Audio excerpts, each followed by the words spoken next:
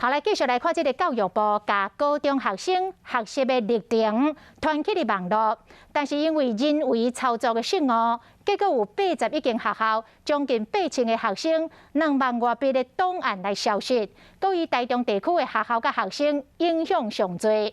虽然教育部长潘文忠昨开记者会来道歉，但是教育部提出的补救的办法是互立委质疑欠公平，到底谁爱来负起着责任呢？立委嘛要求着教育部，这个拜五进前爱来公布着补救的进度，互家长甲学生拢安心。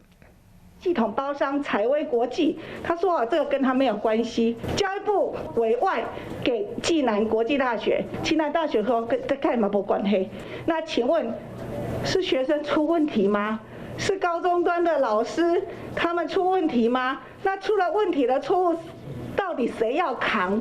这个问题，什么人爱负责？问题是，这个不是头一摆出问题。教育部上传学习历程档案又搁出包，因为人为操作认掉去，造成81间学校将近8000名学生上传学习历程档案拢消失去。到底什么人应该负责？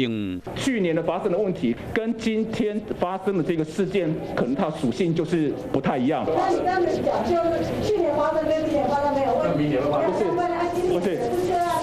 委员不是我不是这个，我不是这个意思。我究责的部分，我觉得教育部也要坚持，一定要彻查。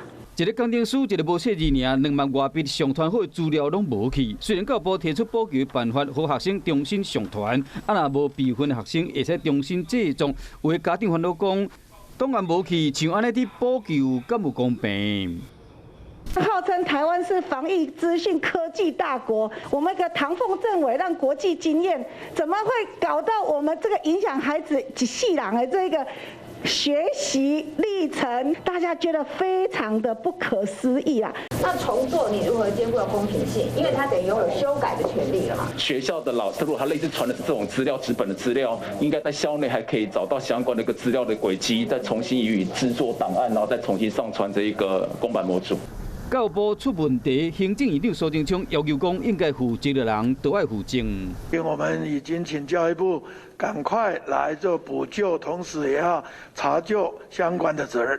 上传学习的历程出问题，即嘛影响到学生甲家长对教育部的信任感。